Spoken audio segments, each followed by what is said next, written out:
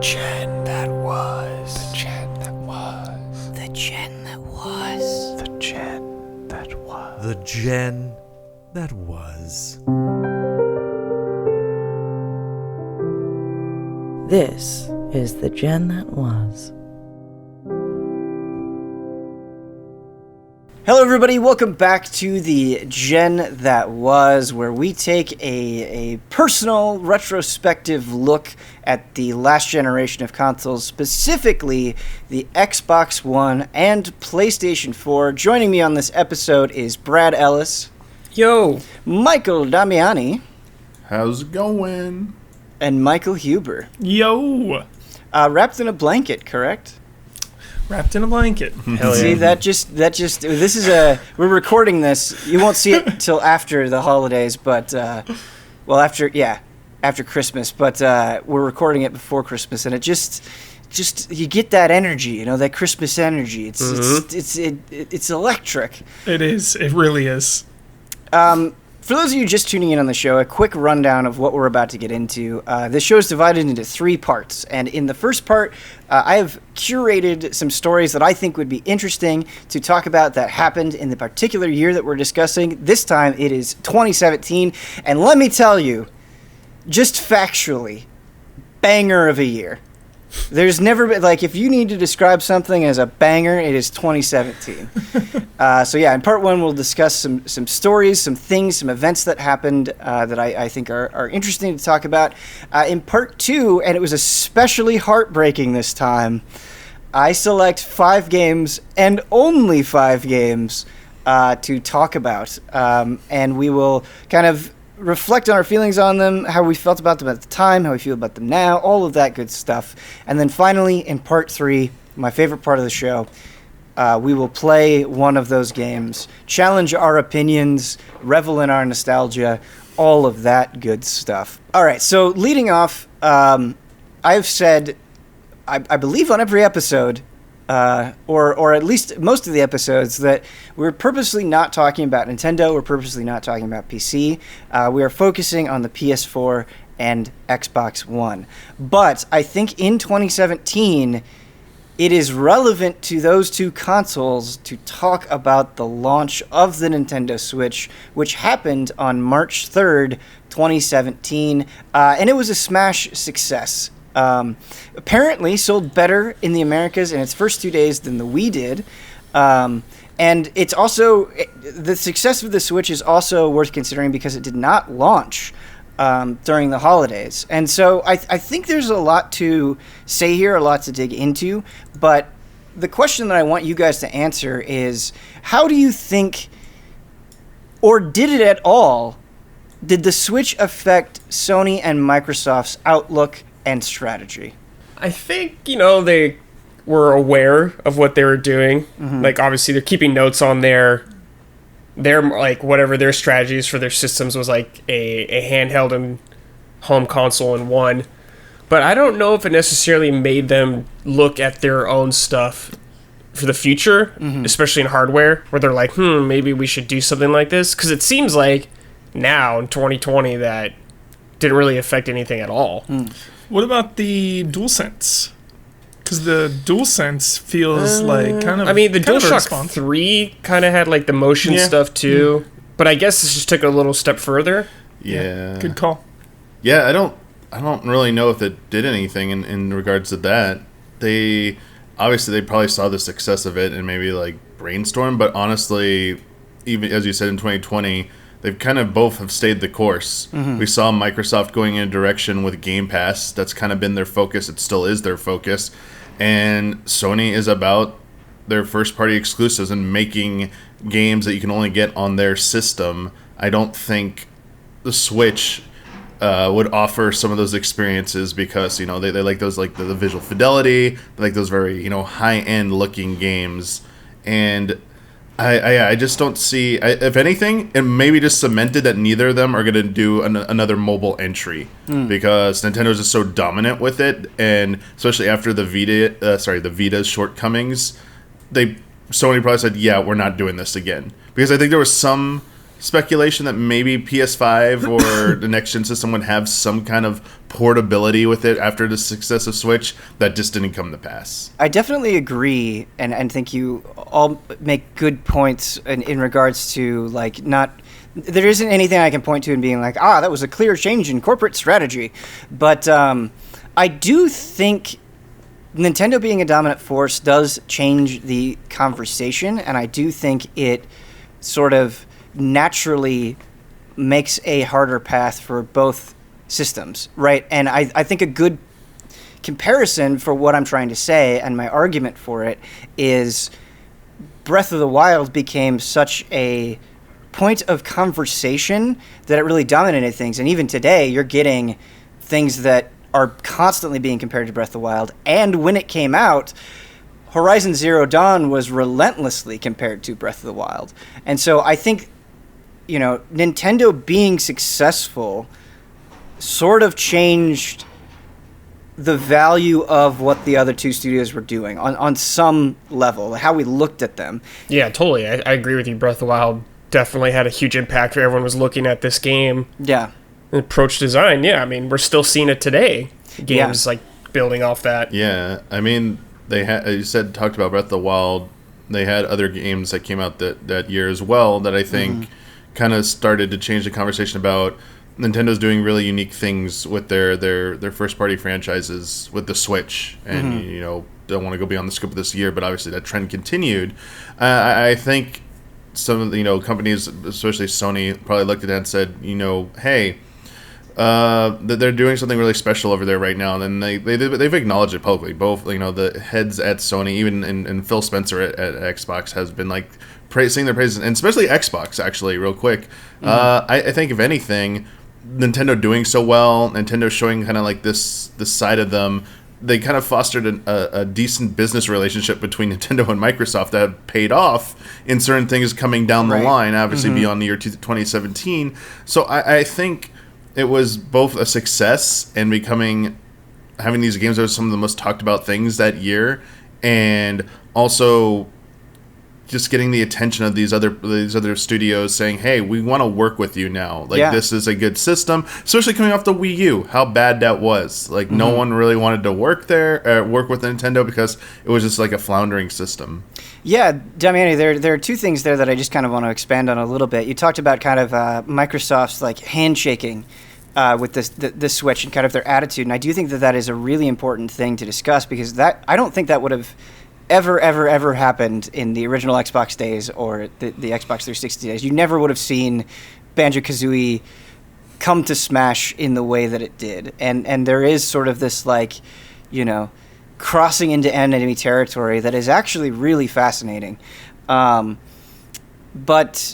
beyond that, I also think, because you look at the launch of the Wii U and you had ports for things like Batman Arkham City, you had Mass Effect 3 on the Wii U, and all of that just kind of evaporated. It just dried up, and you weren't seeing third-party support in a super significant and consistent way on the Wii U, whereas now on the Switch, especially after its initial success, I think you had a lot of companies scrambling to put stuff on the system, and that's just really interesting, because that kind of takes a piece away from Sony and Microsoft, where it's like, okay, you could only maybe get it on PlayStation, Xbox, and PC. We don't have to worry about people getting it on Nintendo because it's not there. But suddenly when you include that in the conversation, I think that competition makes it harder for them. That's just another option that people have. Also in 2017, this is definitely a smaller story, but one that I think really says a lot, and that is Square Enix withdraws funding from IO Interactive. Withdraws funding in quotes, how they described it, and basically the gist of it is Square separated from IO Interactive, and Square said, we're focusing our resources and energy on key franchises and studios, which does not imply things that IO is working on, such as Hitman. And the studio head of IO Interactive came out and said that, hey, this is kind of a watershed moment for us because they ended up going independent. As of today, we have complete control over the direction of our studio and the Hitman IP. We're about to forge our own future, and it's incredibly exciting. We are now open to opportunities with future collaborators and partners to help strengthen us as a studio and ensure that we can produce the best games possible for our community. And so I think really the conversation here is, why did Square Enix separate from IO? What has been the result of that, and how do you feel about the company's future? IO's future? Yes. So pumped. Mm-hmm. Getting Hitman 3, baby. Yeah, I mean, coming they're doing up super well for themselves, it seems like, at least. Yes. You know, they got those 3 Hitman games, and they got, Golden or Bond coming up as their next game or something? Yeah, so that was something I was purposely leaving out to bring up in just a little bit, but them getting the Bond game is absolutely a huge deal. Yeah, and Hitman is coming out in January, like it's right around the corner. Mm-hmm. And Square Enix was kind of in a weird spot there. Just like Kane and Lynch and like publishing that and Hitman. Oh, did they publish that? Yeah, and like of Kane and Lynch, one of them like shows up in Hitman Absolution as like a cameo. Just like a weird time, and then all the Deus Ex like DLC and stuff. Right. So just like Square Enix for a bit there, just felt like they were meddling. So it feels good that IO just kind of got away from that and did their own thing. You know, you always hear about publishers kind of like interfering in the development. Yeah, so like their relationship with their like Western studios seems to be not the best. Even today, you know, they still seem to have problems. I guess they can't find that clear footing. And in terms of them leaving, I'm sure it was just money, you know? Like, we're not making enough money from this deal, so we're just going to cut you guys loose kind of thing. I think Square has this level of expectations for these games that these games cannot fulfill based on what they are. Like, you think about Hitman, and the reason, you know, Hitman 1 and Hitman 2 of this generation are so well received is because they are absolutely the hardest of hardcore stealth games. There is no mainstream widespread appeal here because it is purposefully a niche genre that takes a lot of effort to really get into and appreciate. You know, it cannot be the Call of Duty, anyone can pick up and play it sort of thing. And I think by going independent, in a way, IO can focus on that without the burden of trying to make this series something that is not, and doubling down on what it is and appeal to those people who appreciate it and give them even more value. I just remember punching people out in Absolution. You just run up to everyone and just like punch them out as 47. Right. It was just like cover shooting, like action. So I wonder if, like you were saying, Brad, just they don't have much. Or like there was a time when they just like didn't get the Western games. I wonder if like they just realized that and we're like, okay, we're just gonna like we're just gonna lean into our other properties. I think it's more on the lines of Ben saying of like sales expectations. Yeah, because they're like, we're Square Enix, you know, we got Final Fantasy, we got Kingdom Hearts, we got these huge games. We want these other games, these other IPs to do just as well.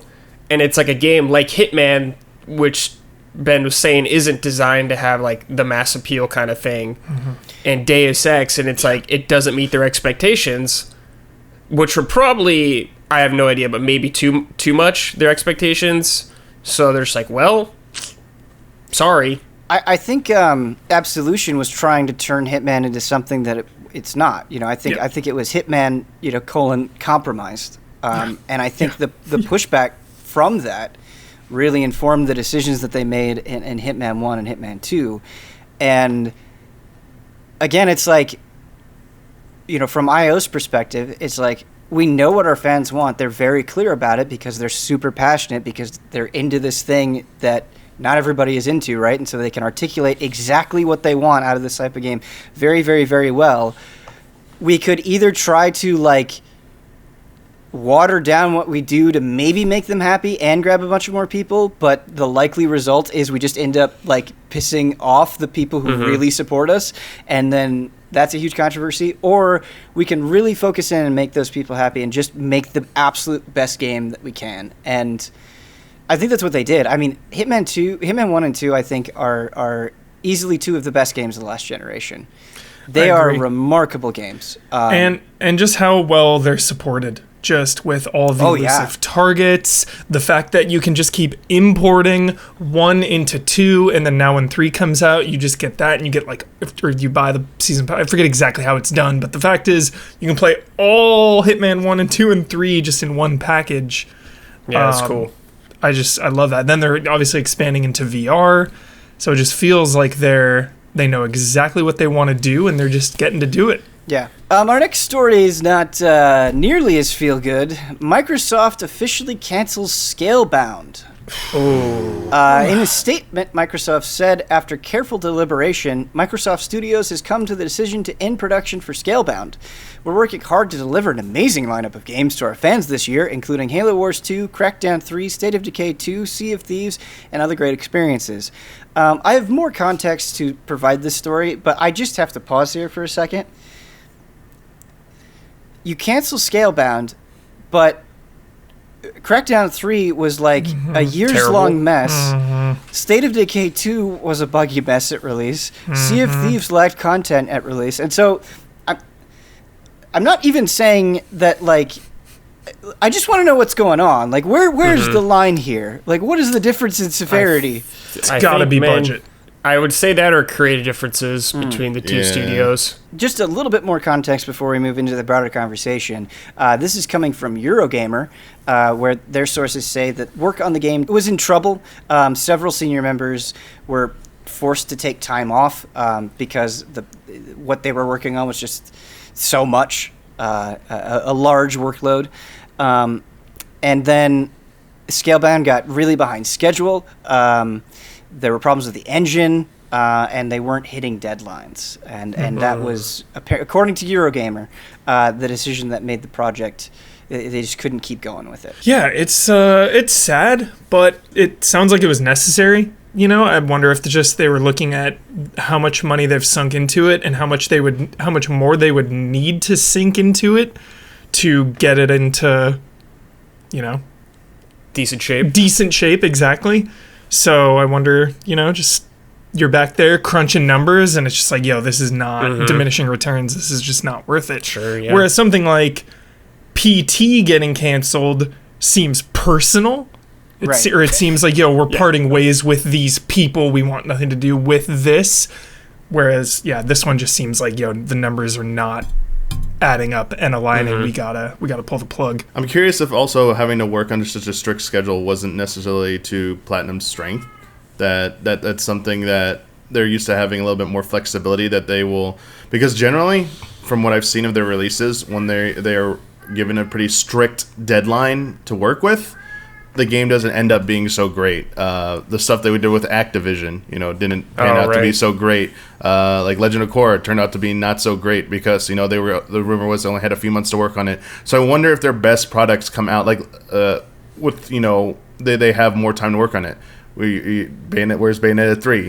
If that ever comes out, I'm sure it'll be amazing and stuff. So could it have been just that as well? And then Microsoft's like, no, you've got to hit these deadlines, guys. Like, we're investing in this, we're paying you, hit this. And you saying about some of the senior people having to take time off. It's like, maybe the schedule is too rigorous for them, and maybe it was just, this is not working out. I totally agree. I think this is just something that is hard for me to be the numbers aren't adding up, so it's got to go, because I feel like, much like you feel with Mikami, Huber, I feel this way with Kamiya, where I think this, I believe he's just wanted to make Scalebound for such a long time and finally had this opportunity, and it's like, if anybody has earned it, it's like this guy has earned it, where he just has this consistent track record of trying to make genuinely new things that there's still kind of this through line between, and I just think he's remarkable, and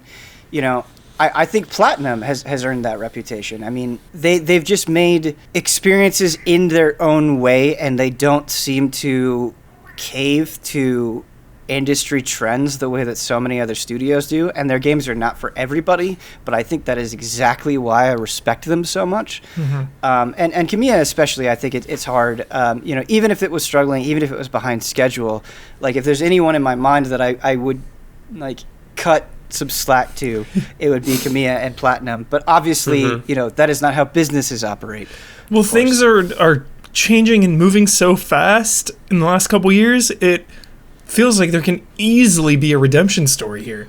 Like Microsoft coming back, like them like regrouping and saying like, yo, now let's go. Let's make something else or go back to Scalebound or something. You don't think so, Damiani? No? I mean, the last for 2 years after, there were rumors persisting that, Nintendo's picking it up because Microsoft's working with Nintendo. Like, there were all these Scalebounds coming back rumors, and they just never panned out. And I do think it's such a bitter thing for people because of what Ben said. It's just, with Platinum and Kamiya, the sentiments that Kamiya shared about this project, how personal it was to him, struck a chord with that fan base, and I think that's why there's such a strong desire for this to be realized at some point. And why maybe those rumors kept persisting is because people wanted to believe that no, if this is something he really wanted to do so much, this has to be worth it. Like like let's see this through in some fashion, and it's just kind of been a downer that just has not come to be. I believe. What if they're playing the long game and they're all just waiting for next gen? Now that the 1X is out, come on back. It sure seems like they're playing the long game, man. We're still waiting on Bayonetta 3. Yeah. I think the other reason why this story stings a little bit is something that we've hinted at in previous episodes where, games and high-profile games get canceled all the time. But I think in the last generation, specifically with Microsoft, it wasn't just Scalebound. It's Scalebound, it's Phantom Dust, it's Fable Legends. These are all relatively high-profile things, and I think from my perspective, looking at this, it's like if we're canceling all of these things, then something is going wrong at the beginning of these conversations. We don't have something in place that could be facilitating these games in the way that it should be. That's what it speaks like to me. The last story that I want to talk about is also unfortunately a downer, but I do think it is one that kind of shaped the discussion around these types of things after it happened, and that is the Battlefront 2 loot box controversy. And boy, was this a storm and a half. It's a lot to break down, and I don't want to go into exhaustive detail about it because the fact that it is so convoluted is part of the problem. But a crude summary of it is that basically star cards, a form of progression for the different characters within Battlefront 2, were tied into loot boxes, which were obviously randomized. And that was a problem because at the beginning there was a possibility of getting the highest level cards within the loot boxes, and you could grind stuff out and make cards, but it all kind of fed back into the system of tantalizing you to go into and buy loot boxes to try to speed things along. Yeah, I mean, it's pay to win in a $60 game. Exactly. A multiplayer game. That is a very succinct way of putting it. Straight up pay to win, stronger grenades. Yeah, I remember you reviewing this. You were at Game Trailers, and I was watching you, and you're like, oh, this guy has this grenade because he spent money. Yep. That just increases the damage, the radius, all these just straight up better stats. The other thing that was a point of contention is the amount of time that it took to unlock heroes with an in-game currency known as credits. Very, very high amount. I do want to say that Battlefront 2 did address these things in at different states, basically. So they did remove epic rewards from loot boxes, and they did lower the number of credits it took to purchase heroes. And now you can just buy the game and you have most of what is in there. And so it has changed a lot over time, but at the beginning it was a mess. And Huber, I can imagine, I'm actually really glad that you're on from a reviewer's perspective, because I can imagine like trying to explain this in a review was like a challenge in of itself. I think I remember just focusing on the grenades. That was my like yo, you pay money, your stuff is stronger like your grenades. Like I remember leaning into that. Yeah, because like the game is solid. You know, it's got Battlefield vibes and with a Star Wars, paint a coat, but. Yeah, there was just no denying. There was no way around it. Like you pay to win, so it was just really unfortunate. It's a huge shame because I do think the game has transformed so much, and like I've been playing it recently, and there is really a great game there. There really is, and they've built it out, I think, to be what it was supposed to be or what it should have been at launch. Right. But there's so much about this era of games that is incredible. And, we talk about it all the time where it's like we are drowning in things to play. But I think one thing that is so depressing about this era of games is like the quality of a game, it feels sometimes at odds with how much money it's trying to suck from you at any moment, and like it's like a thing that you have to wrestle with, and it affects how you view the game. When you see those menus pop up of like, hey, do you want to buy these new skins or do this new thing? It just like, I don't know. Sometimes it makes these games hard to appreciate at face value, and I think regardless of how much Battlefront has improved, and its reputation has definitely improved, it is still like kind of a distant black cloud hanging over it. The optimist in me, on the flip side, appreciates this generation for how many like games just continue to live and get better over time. Like this generation was the generation where I stuck with games. Yeah. Like so my whole life is just like, all right, beat it, on to the next. Beat it, on to the next. Yeah. And a lot of these games maybe launched in rough states, which is pretty unacceptable. But on the flip side, thinking positively, like I just stuck around and went back to so many games that got another life and then that just got better. It's the gen of second chances. All right. Well, those are the stories that I selected for part 1. Now we're going to get into maybe one of the most feel-good sections that we've ever had for Gen That Was. Because like I said, they're bangers. Part 2, we're going to talk about 5 big games that released in 2017.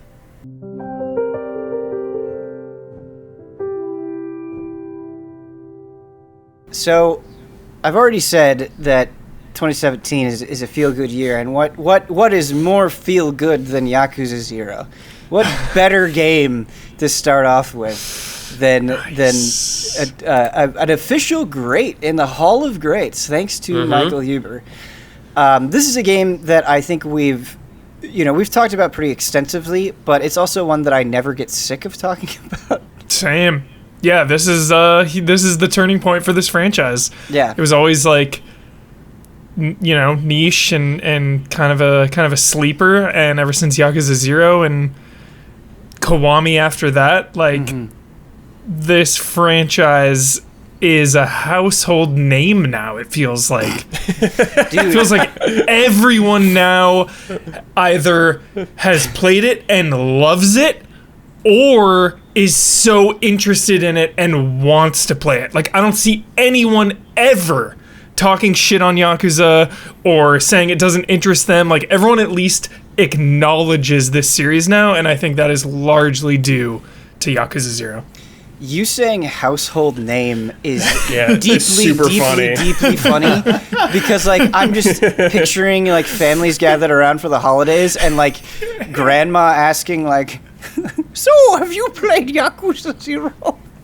But yeah, I think you're right, Huber. It was the right game at the right time, and I think it was kind of Yakuza's reputation was building up, and people were really fighting for 4 to come out and for 5 to come out, and I think that kind of like it just was like slowly bubbling up in terms of like the collective gaming consciousness. But it Yakuza Zero, what made it so important is it wasn't just another sequel. It was exactly what the series needed at the time, because I think so many people were like, where do I start? Where do I start? Where do I start? You start right here. And that was exactly what it needed to do. You didn't have people questioning. They could just dive right in. They could enjoy it. They could get attached to these characters. But if you were already attached to these characters, it also expanded upon them in a meaningful way. And so it was just this brilliant strategic move, and everyone won. Yeah, they got me. This is where I jumped in. Yeah. After years of being told about this series, you got it on like a current gen console. It's a prequel, so I don't have to feel like I have to get caught up. Because how many were out at this point? Like 3 here or something? There's like 3 games here at least. So there was 1 and 2 on PS2, and then 3, 4, and 5 on PS3. Okay, so I was like, I always felt kind of overwhelmed catching up, especially because I knew these games were pretty long. But it's like, hey man, this is your invitation. It's not going to get any better than this right now. So I was like, all right, got to do it. I should also mention that Dead Souls was out, so you can delete that comment. Oh. You can delete that comment.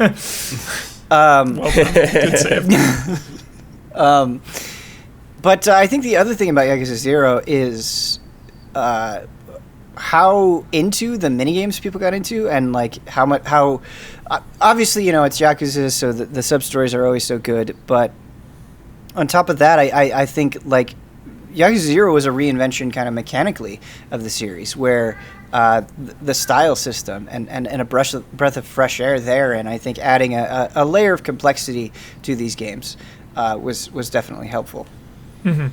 Yeah, and just the balance, just how gritty the story can be and grounded, but then how bombastic things can get with the mini games and the sub stories, and even the main story as well. Things can get pretty out of control. Like, so I think that balance, like maybe if you haven't played the games, you were unaware of it, but then Zero, I think that's why so many people also fell in love with it, is just getting attached to these characters, getting attached to the story, but also it never takes itself too seriously. Like, Yakuza always finds a way to have fun. Yeah, I'm like always constantly impressed with the tone of these games, because like you were saying, like shit gets serious and heavy at parts, but it's like somehow they incorporate comedy in a way that works so well. Like even just something just as goofy as like a camera angle in like a fight or something, or a reaction on someone's face. I don't know how they do it, but they seem to nail it every time. So you knew this one was coming. Yep, absolutely. Persona 5, a game that, it was the number one thing I was looking forward to for years. Had a lot of expectations going into it, not only from me, but I think from the fan base in general. And the response to it has been overwhelming. Obviously, I've talked a lot about Persona. Huber, you've talked a lot about it. Brad, you've talked a lot about it. Damiani, as a fan of previous Persona games, I want to give you a chance to kind of describe like your appreciation or journey with this game. I mean, I feel bad because I streamed this game for my first playthrough, and I feel so many people who have any idea about me playing this associate me with complaining about the length of this game. Yeah. Which is like, fair or not, it's like, yeah, when you're rushing to play a game for GOTY, it's, you don't like when games are over 100 hours. Yeah. And the constant thing that was coming up with people saying, like, no, you're supposed to, like, even the loading screens, like, take your time with this game, enjoy it. And I'm like, I gotta play through this. So, like, that probably influenced a little bit of my, bias towards the length of the game. That aside, though, I was really impressed what they did with the Persona 5. It took so much of the stuff I liked in 3 and 4 and built upon it, but like just to cut to the thing that was most impressive for me was the way they did like dungeons, the theme of the dungeons, how it was worked into like the story of each character, also the theme of how it looked as well, being like so crazy and unique. And I feel like they hadn't done something like that before, and it was nice to break up the monotony of those like think of like Tartarus or whatever, like going through those like procedurally generated dungeons that like are just endless. Like this was a different vibe, and I really liked that a lot. Not all of them were equally as awesome as some of the early ones, I think. And also the boss encounters, how they worked that into the theme as well, and also being the payoff for each of the characters' arcs for each dungeon that was like based on each character's story. I think they did a really great job with that as well. Yeah, Damiani, I agree with a lot of what you're saying. I think I've always been kind of in a weird position with this game where I just sort of got associated with it in a way that I think people kind of brushed off what I had to say sometimes. And that's understandable, and I get it, and I was extremely hyped and maybe didn't always express that as well as I could have. But it's funny because this year I streamed some Persona 5 Royal, and I've definitely read opinions that, like, Persona 5 is overhyped, it doesn't do the things that everybody says it is. It's not as good as some of the other ones. And it was funny playing Royal and being reaffirmed that, like, no, I really think, tooth for tooth, this game is as good as I thought it was. And in fact, I was, like, even more impressed upon revisiting it in a lot of ways. And it's a lot of what you're saying, Damiani, with the improvements from previous games, but I think at the end of the day, the reason why people play these games is because they just get so attached to the characters, and that is really the beating heart of it. And I think something that Persona 5 does is how much it treats its characters like human beings. Think about how ridiculous the situation that they're in, right? Where they're summoning demons and fighting these monstrosities, whatever.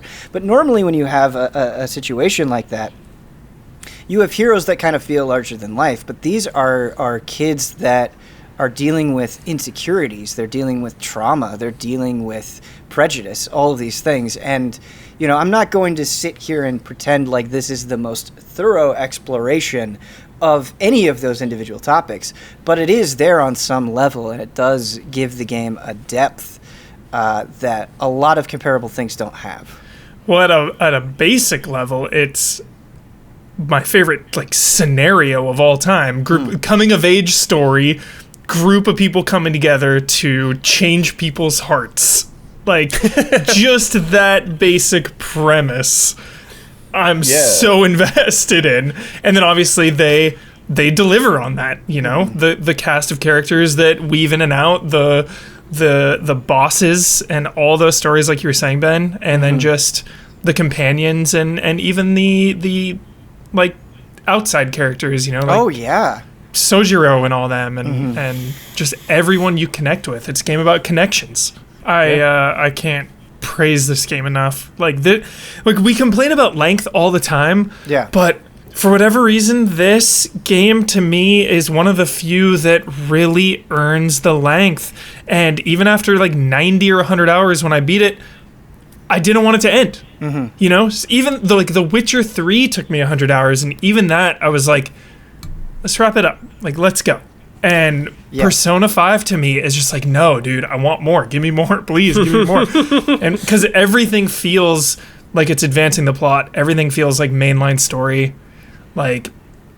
All the conversations, there's just no downtime. And there's stronger dungeons and arcs than others. But it's all in service of the grand narrative, and I just really think it earns it in the end. I got that vibe very early on, the whole thing about wanting more, because one of the things I love so much about this that kept me wanting to come back is that the way you can play these games, who you can get invested in and what you can get invested in terms of your activities. That's always been Persona's strength, and 5 did a really great job with that. To your play style, I really liked who I picked to spend my time with after school, and going to a cafe or whatever, just have your usual drink or whatever, that type of stuff. This draws you further in, and that's the stuff I always want more and more of in these games, and I love it. And as you love Huber, you build those bonds to certain parts of characters and parts of the game, and I think that's what makes it so unique, because everyone has a different love in this game of what they love to do, dude. The soundtrack. Yeah, we cannot move on. We cannot move on without talking about the soundtrack. We can't move on without talking about the soundtrack. One of my favorites of all time. Yep. There's so many games where you're oh, that you're like playing it and you're like, oh, this is pretty good, and then you like put it down. I don't think any one of us has stopped listening to Persona 5, the Persona 5 soundtrack. I mean, it's just fantastic music. You guys assure me that Nier Automata has better music than this, but I will never forget. I'll never forget this lost our best music. And I don't like. I believe you guys 100%. I trust you guys more than anyone. Maybe it's just a ploy to finally get you to play Nier Automata. Maybe it's just a grand setup. I was just so shocked because like this music is so good, and you guys praise the hell out of this soundtrack. Oh, yeah. You know, we talk about it all the time, but then you're like, no, even Nier is even better than this. It's like, what? How's that possible? Huber, I don't think there's a right answer there. If you say, this is the best soundtrack of 2017, even though I picked Nier and I would pick Nier again, that's not a slight against this. Exactly. It is incredible, and I haven't stopped listening to it, and I get jazzed every time I do listen to it. In fact, they just had a performance during the Game Awards, and that just shut everyone the fuck up. Like, we were just sitting there vibing out to the incredible music. It was great. Don't talk. Yeah. Let it play. There's something I want to say that is a little bit heavier, and something that I do definitely regret, and I mean that word, is I haven't seen it in Royal, but in the original Persona 5, I do think this game definitely puts forth some homophobia that is uncomfortable and just straight up not handled well. And, like, there's no excuse for it. Like, it's just... I don't know why those scenes are in the game. They don't need to be there. They just made me uncomfortable. And again, this is just my perspective, my read on it. But that is something that I wish, in my evaluation and praise of Persona 5, I would have called out, and I didn't. And so, there you go. Huber, this one is partly for you, but it's also this one's for you, Morph. It's just a game that I think, like, only grows more sweet with time, and that is Resident Evil 7, which I don't think is any exaggeration to say was a total revitalization of Resident Evil, and such a drastic departure. This is the best, Ben. You're giving me the gifts right now. Like think like Yakuza Zero just blowing up that franchise in the best way, and we talked about Hitman as well. And I think of Hitman Absolution to the Hitman reboot, and Resident Evil 6 to Resident Evil 7. Just two huge course corrections. Yeah, but it was... And I know we had Revelations 2 in between 6 and 7, but still. So the thing about course corrections is there's different ways to go, right?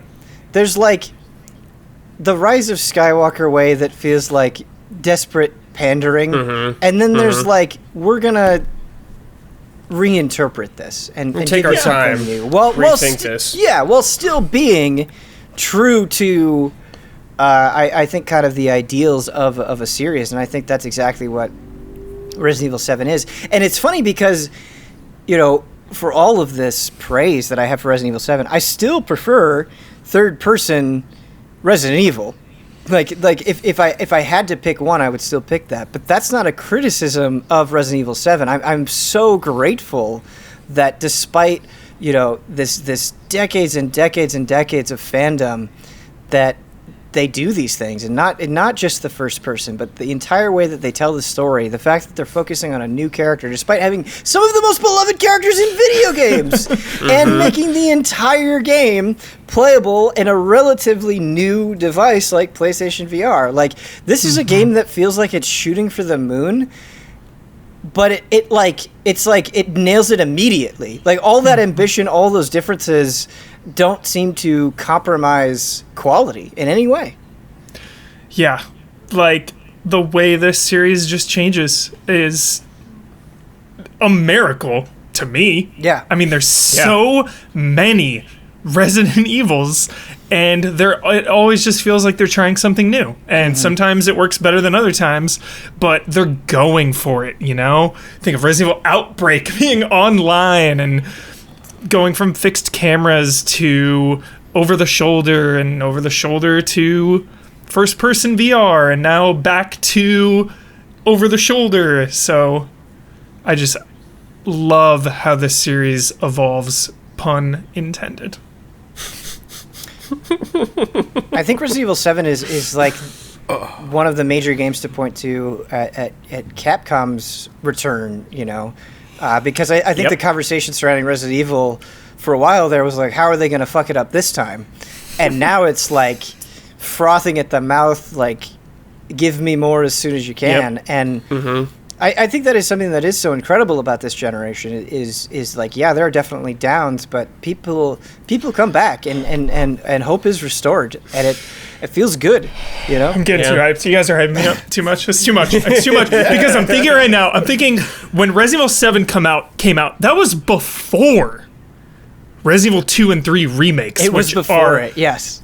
Unbelievably good, and now we're going back to the numbered entry. We're pushing the series forward. We're getting a second take on first person. Like, Resident Evil 7 was the trial run to first person.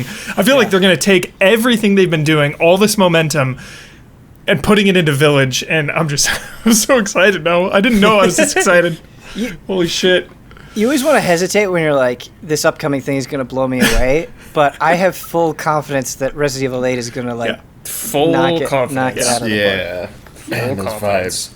It is so weird to be, like, in a point where Resident Evil after 6, where people felt down on this series, and like that was like the norm, as you were saying, Ben, like how are they going to screw it up with like RE7 or whatever the next one's going to be, and now to be in like that post 7, post 2, 3 remake, looking forward to 8 and whatever else is rumored, just like now like Resident Evil is awesome. It is only awesome. It's like it's going through those transitions is always such a trip, man. Yeah, where it's like this is the norm, this is how it's like, will there be an end at the end of the tunnel? Like, where's the light at the end of the tunnel for this? And like when it's in the dark times. And it's crazy that, you know, within the main game itself, we can talk about all this ambition and pushing things forward and trying something new. That extended to the DLC as well. I mean, that DLC it isn't just like Joe Baker. It isn't just like, hey, here's more of the same. It really takes the opportunity to push in an even slightly different direction. And that, like, it just feels like practically every step of the way, Resident Evil 7 was like, we're going for it, and that is remarkable.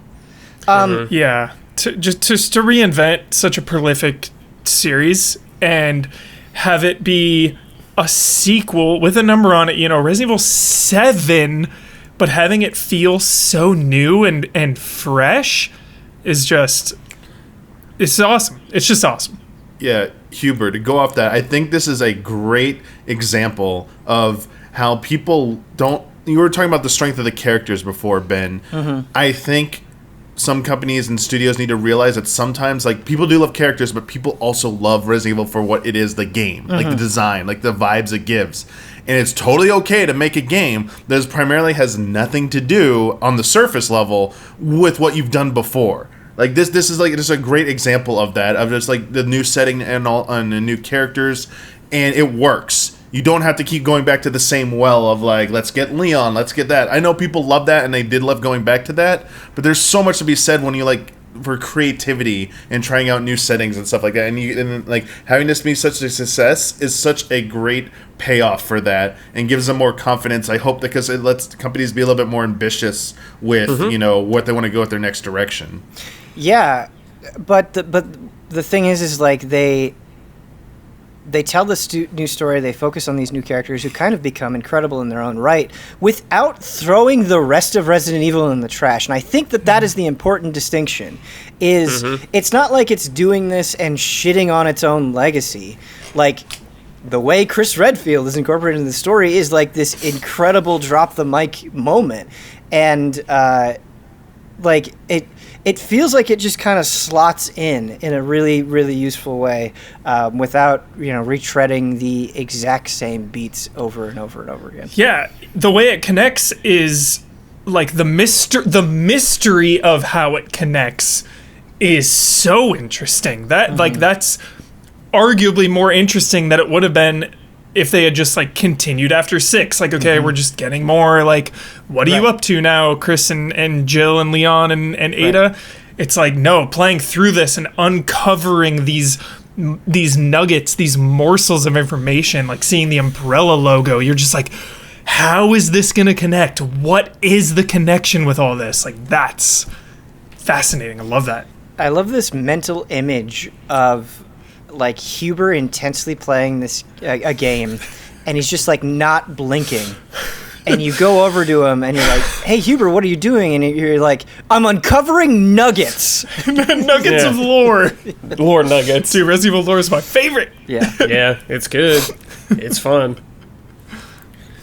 Ben, I remember seeing this game and, like, seeing the vibe. Obviously, it's, like, a more intimate game once again, but it has, like, this, it's been used a lot, this Texas Chainsaw Massacre vibe of this, like, family and everything like that. And on first inspection for me, I was like, I don't know about this. This seems kind of weird, dude. But how well they execute this family and making them feel like a threat.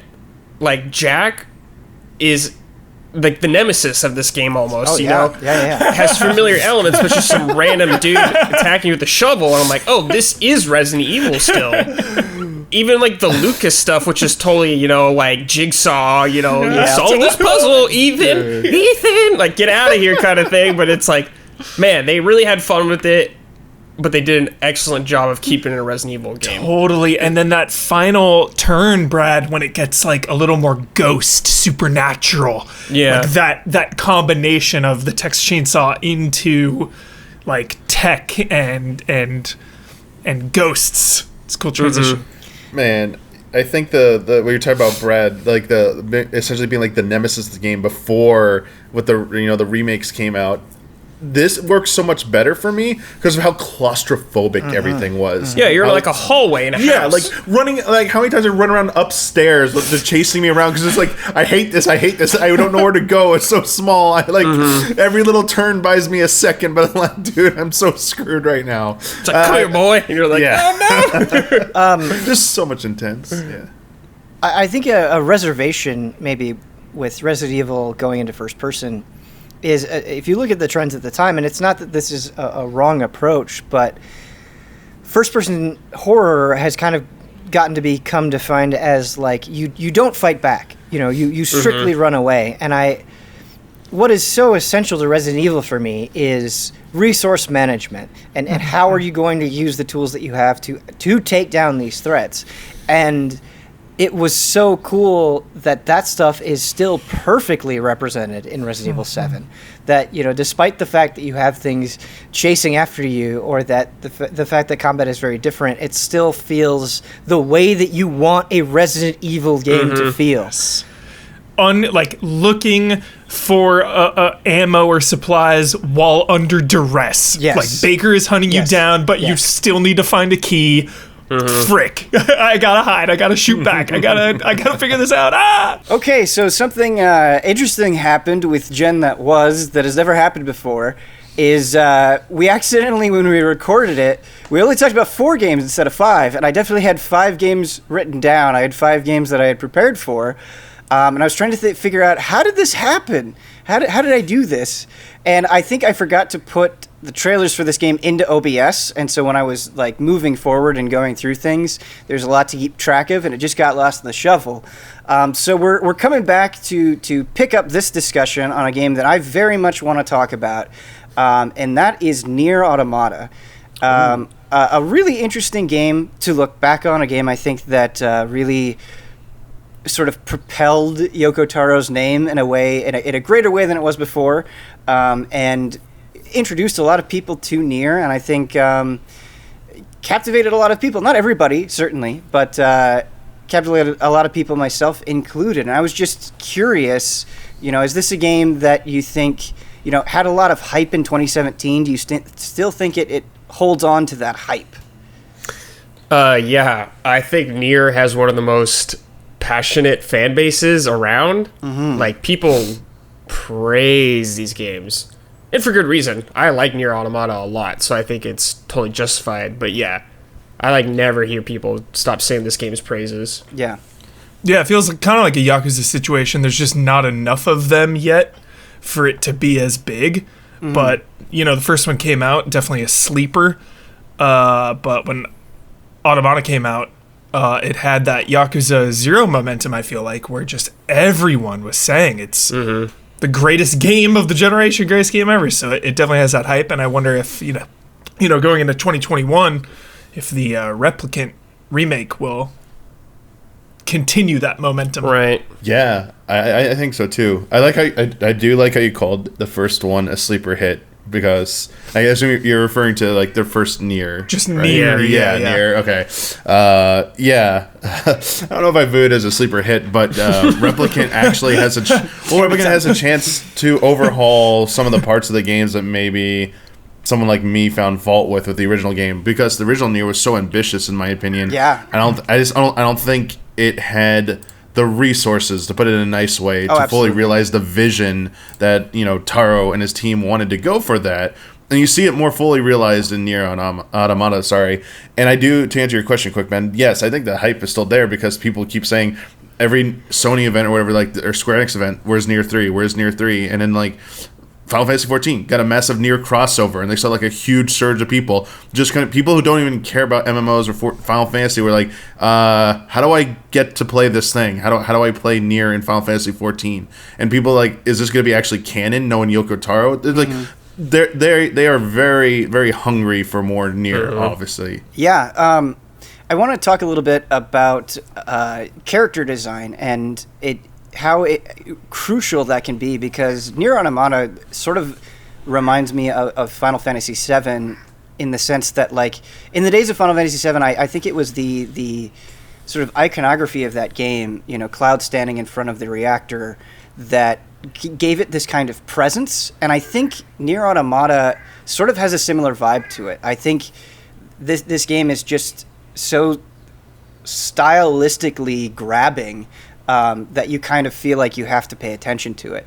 And this is a game that I think, we're looking back on games of the generation, and I really think I could make an argument for this being, in a great generation, I think this is one of the best. I think this stands among a very small handful of games, because not only what it's talking about, it's talking about prejudice and freedom, and all of this stuff. It's talking about heavy topics, but the way that it presents them and purposely gives you different perspectives on events through other characters to kind of really flesh out its world, and offering challenging viewpoints. And it's a game that, the further you get into it, the more you realize that anything is possible, right? And it doesn't follow any rules but its own. And I think it's ambition that is executed so well. And I think every part of the game really feeds into that. The music especially. The great debate, we talked about it in the Persona discussion, Huber.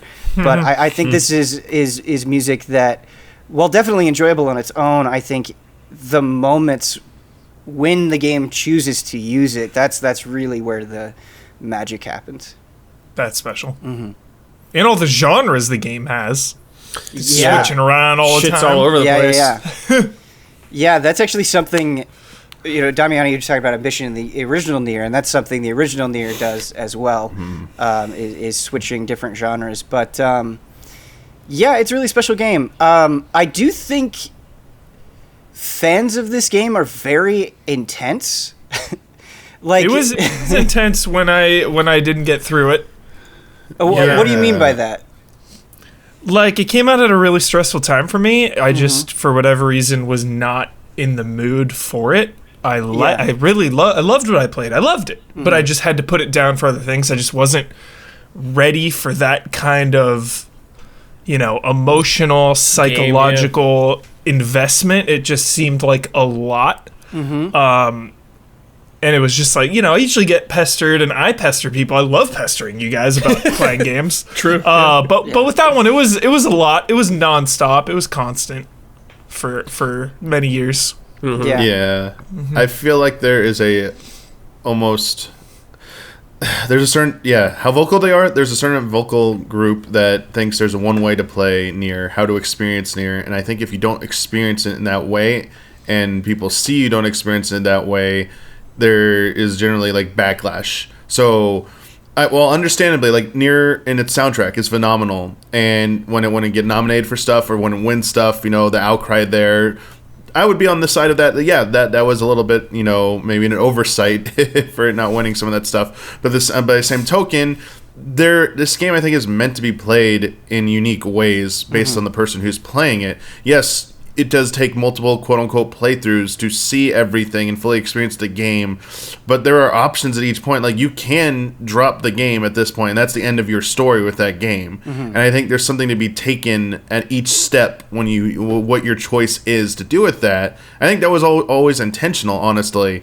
And so, yeah, I'm also salty too, because like when I got to the quote-unquote ending E, and I did not do what people wanted me to do and see like the glorious part they were waiting for, and then I was like, oops, I missed it. Well, let me just see what it was.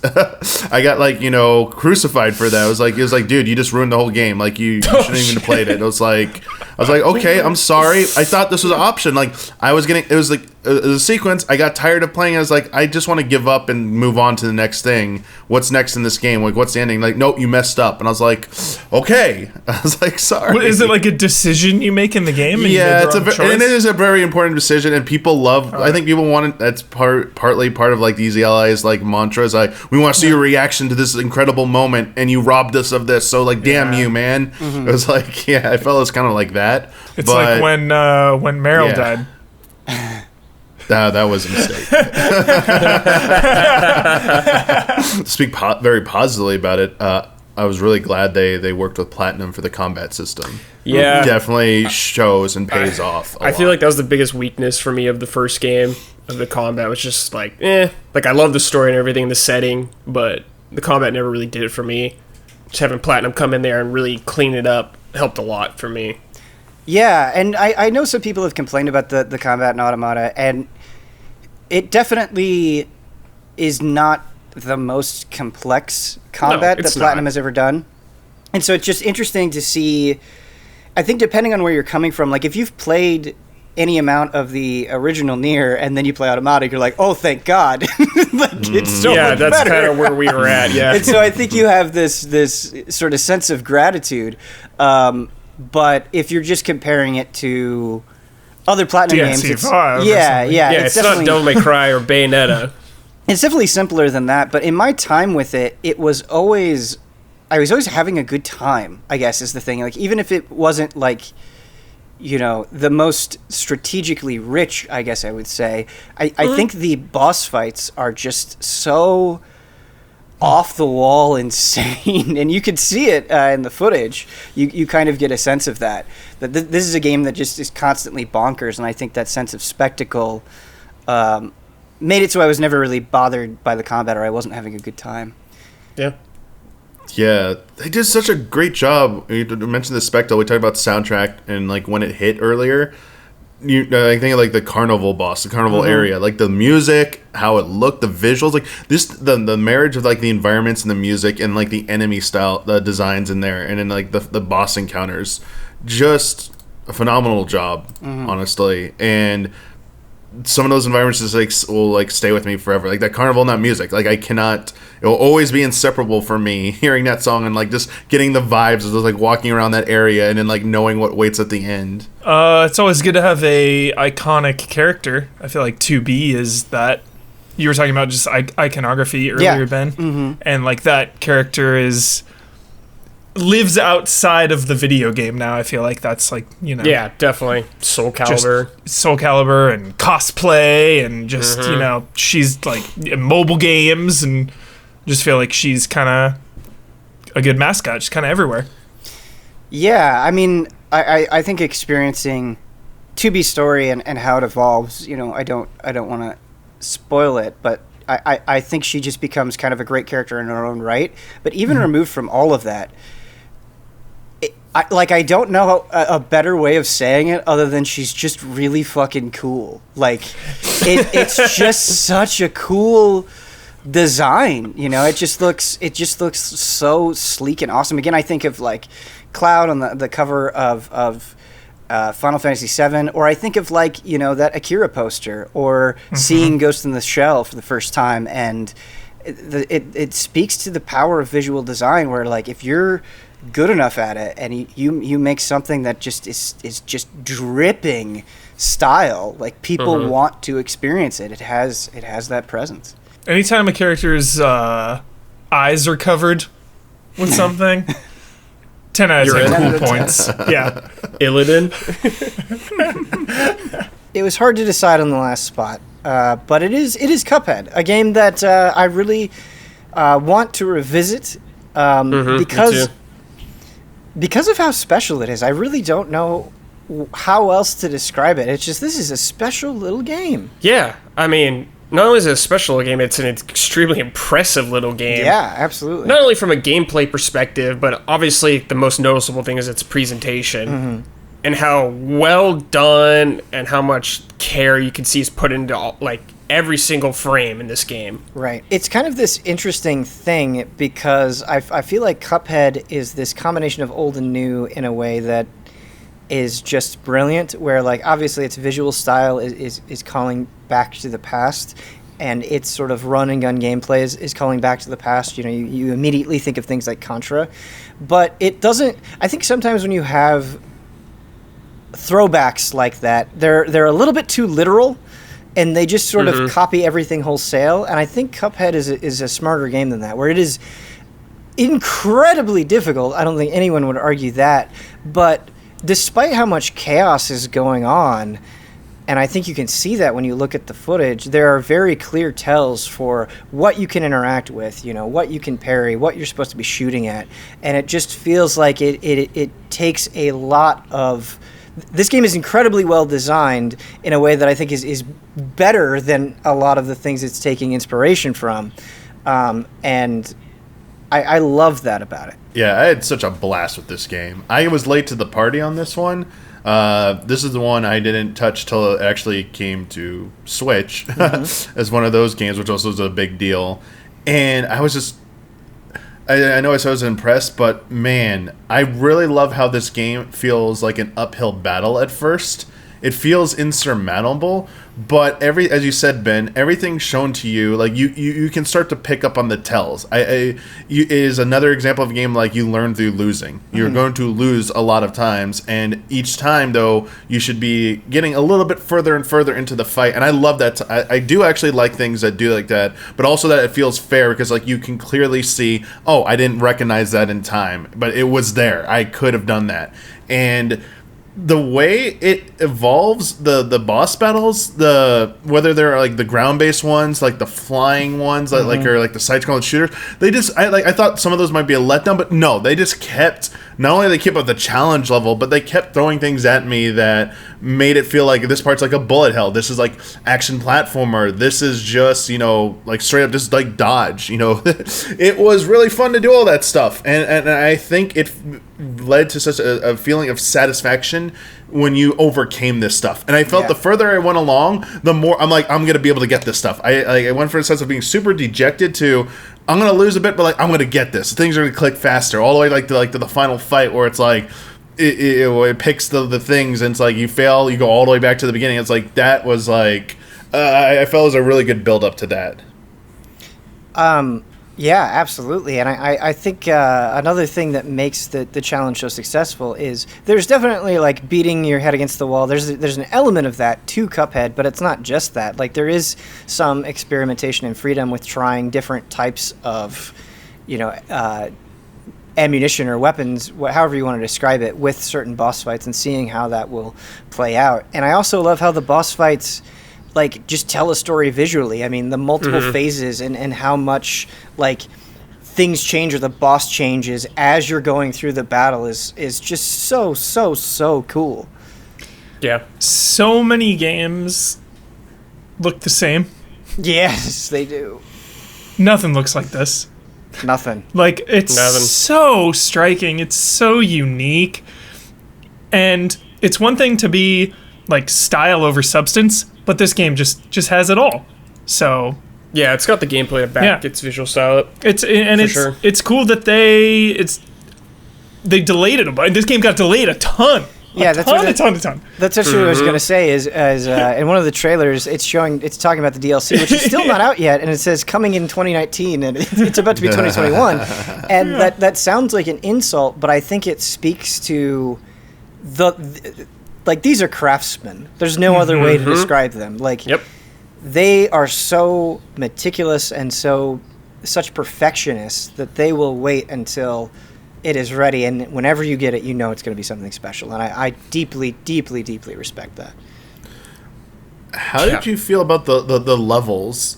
Because, I mean, most of the lead up to the actual game was about, like, the boss encounters, and people were concerned about it being, like, a boss rush, but then it did have proper levels.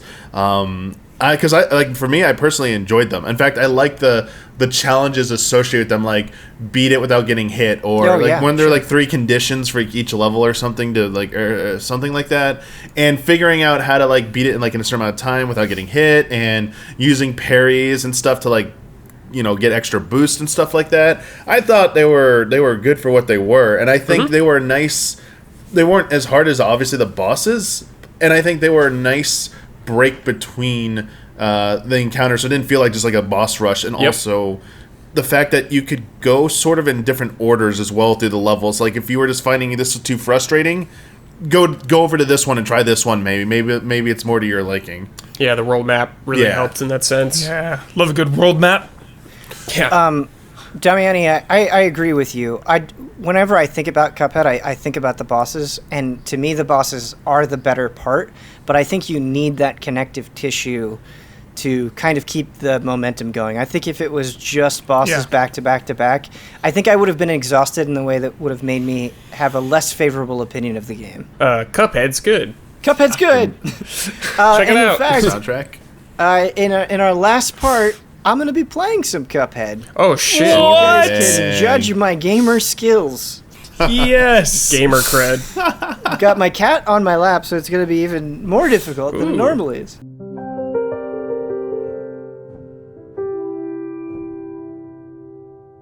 Hey everybody, welcome back to the third part where I will probably get destroyed in Cuphead. Huber, Brad, and Damiani, you guys will probably have to carry the conversation, so I imagine there will be points where I just completely zone out.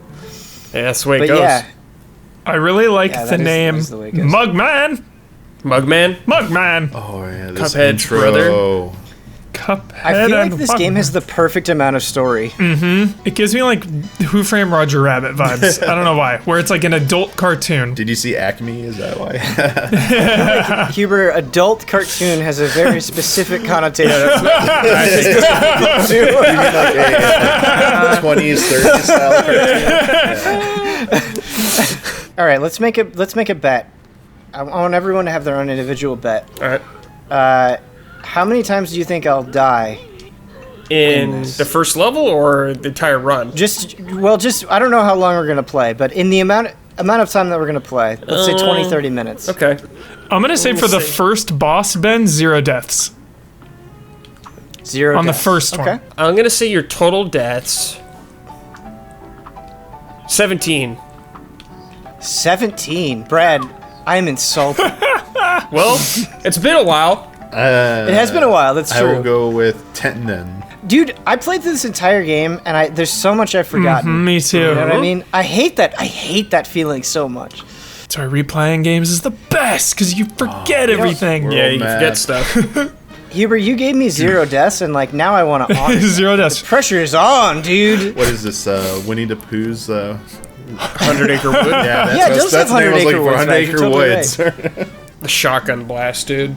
Yep. I want the shotgun. Oh, I do have 4, don't I? Spread. Yeah. Ooh. Yeah, let's take the shotgun. Blast, I agree. Pricey. I do love the weapons in this game. I feel like they're a good trade-off in a lot of ways.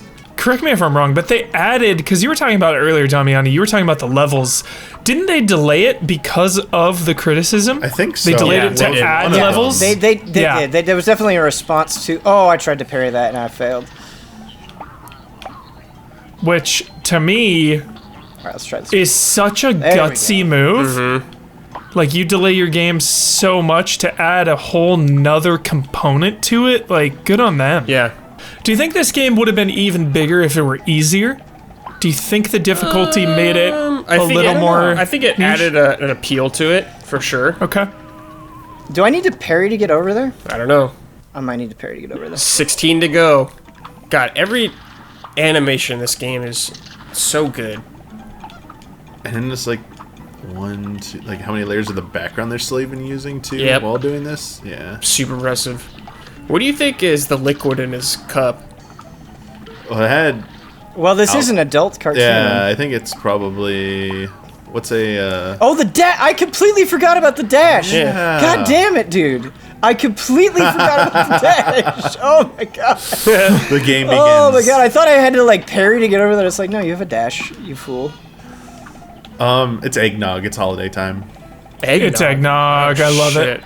Damn it, Ben. Every game you've showed this episode, I want to go play now.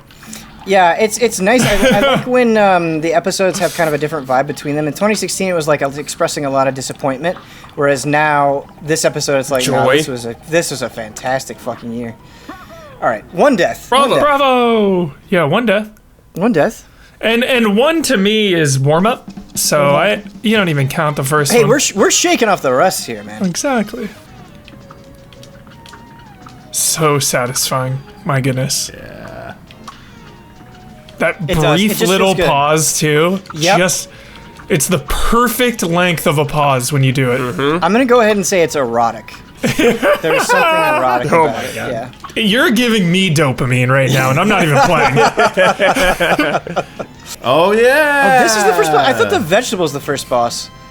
I love how he Slime. tips his hat to you at the beginning, like Yo, go back. honorable battle. Go back Oh, I to dashed Dragon into him. Quest. I dashed into him. Yeah. I dashed it. Oh no. Okay, come on. There we go. It can fall apart so quickly. Yep. Okay. Good. I feel like the spread here is perfect. Yeah. died. Oh. No health bars on the bosses. Love it. That was just a recon. Yeah, exactly. That was a Just warm up. recon. You always get a free warm up. Dude, the background is so good. That like little waterfall back there. Snow White vibe Yeah, spread. 100%. Now I'm gonna boot up Birth by Sleep Fever. Yes. It's like Robin Hood. Oh my god, dude. What's worse There we than go. dashing into getting hit? Microtransactions. There it is. Dodging an AoE and then walking back into it Oh, That hurts. Yeah. because you were greedy.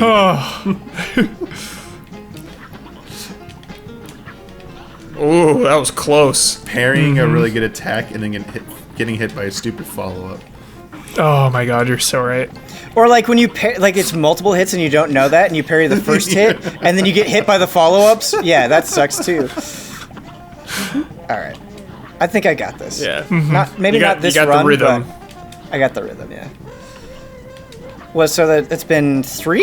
It's been 2 or 3. I think it's been 2. Okay. There it is. Oh yeah, use your So I should special. probably. There you go. Oh no! Oh what? No! You died. All right, so there. I wonder if I could have dashed overhead. Yeah, you could probably jump over him. Maybe. Maybe this is just trying to console yourself, but I do think you're always like 15% worse when you're on camera. 100%. Oh yeah. You know, I like- could. Yeah, I could vouch for that. Or just like any kind of distraction, you know? This is a lot different than you having all the lights off, Right. zoning in Do you play Cuphead Right. with all by the yourself. Sometimes a boss fight, you know? okay. I gotta like pull the shades, you get in the zone. I feel like it's more cheery. For sure, it's a daytime. You died. That's 4. Alright, somebody keep track of the deaths. 4. Yeah. No. Okay. Good. Ooh. Can you? Oh. Maybe you could duck probably it. can't parry that, Maybe right? duck it. DPS phase. We have another phase. There. Oh, you're right. It is this Rip. previous phase. Man, this is so good.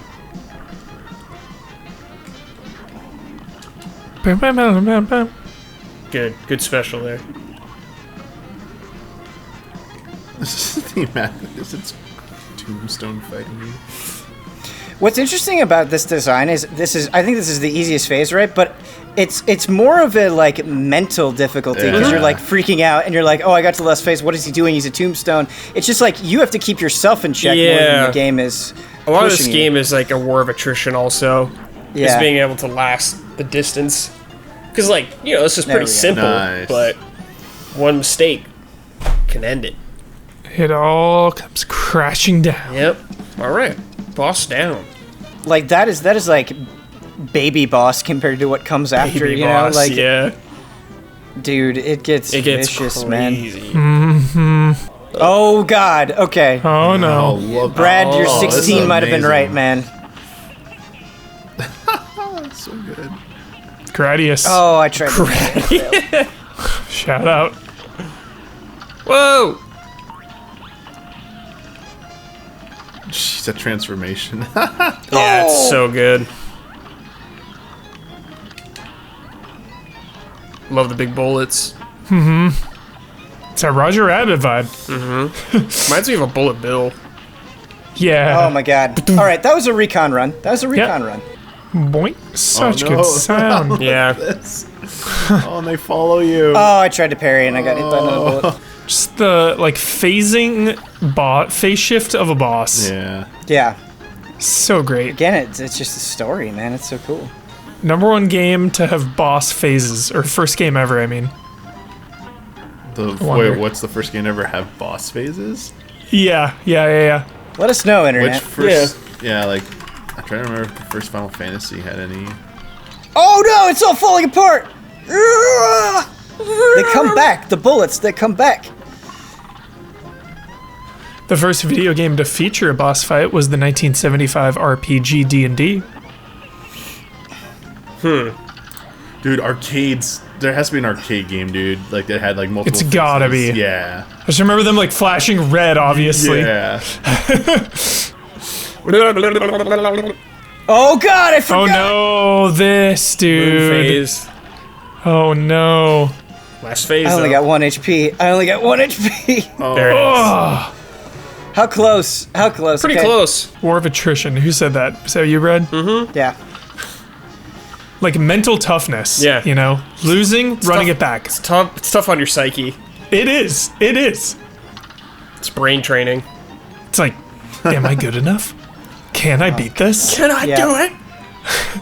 The only thing giving me comfort is I know I have before, right? So Yeah. You can do it. Hold on to those Alright. specials. Good. yeah. Good So I'm spot, gonna wait for the last phase. Yeah. Yeah, this is it. Bum-ba-da-da. That was another thing you were saying. Like, what feels bad is doing that super, but like it getting hit by like a projectile. Before Oh, it no! hits the boss. Yeah. Oh. Like the UFO.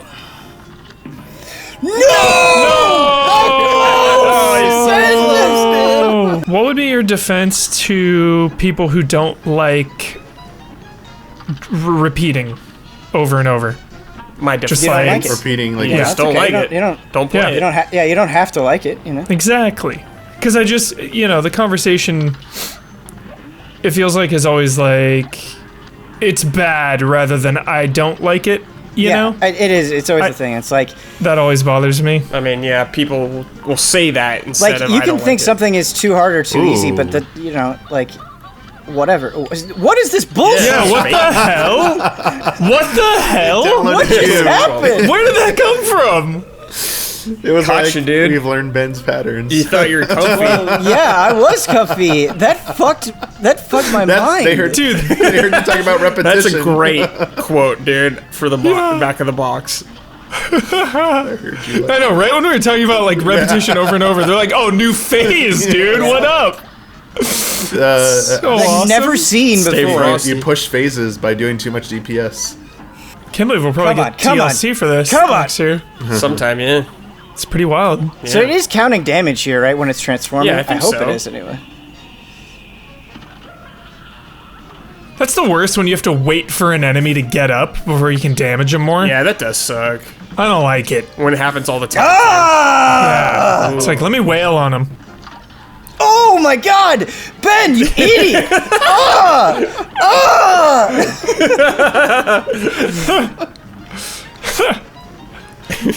I know how to dodge that too. Oh my god. Bad RNG. Terrible RNG. Cuphead would be a cool Smash character. Oh my god! It got me! Oh no. I thought there'd be more time between the attacks. They added the Cuphead costume, right? Oh, you're right. Yeah. I forgot about that. Yep. Maybe the next game. Smash Ultimate 2. Yeah. Yeah. That's how we're going with like Sora and Gino now. Yeah, maybe next game. Dude, Sora's gonna be the finale. No. He's gonna be. Get ready. No. That opposite. No. Yeah. I refuse. Yeah, I feel like maybe Sephiroth lowers his odds. I refuse. Because it's like similar and same company and No. kind of the same getting wheelhouse. Sora is probably such a nightmare. Dude, it's gonna happen. Not only do you gotta go through Square and whatever, you gotta go through Disney. It's happening, dude. That's why Sephiroth happened. It And was if a you package deal. Yeah, and if you ain't Fortnite, you ain't getting Disney. Yeah, when's Sephiroth gonna be in Fortnite? That'd be sick. He can't use a gun though. Melee only. Dude, Sephiroth with a gun?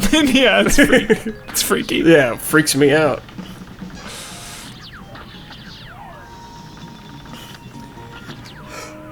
No, dude, that was it. Close. I'm like focused Dude, on look at shooting the him. animation it's on. It's like,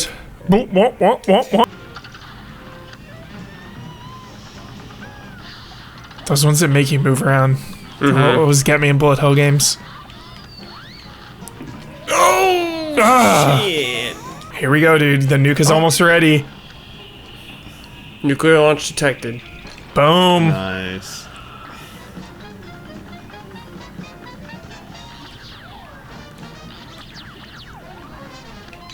I am dying. You got this.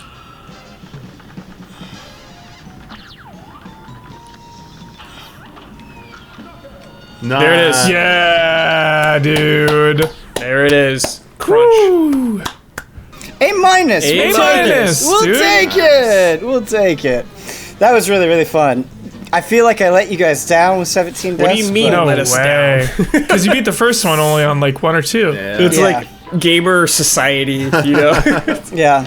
Bro, you Hard game. died that many times? Okay, I would love to play through this whole thing again, though. Seriously, dude.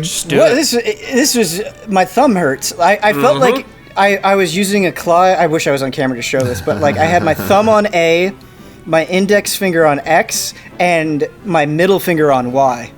Whoa. It was great.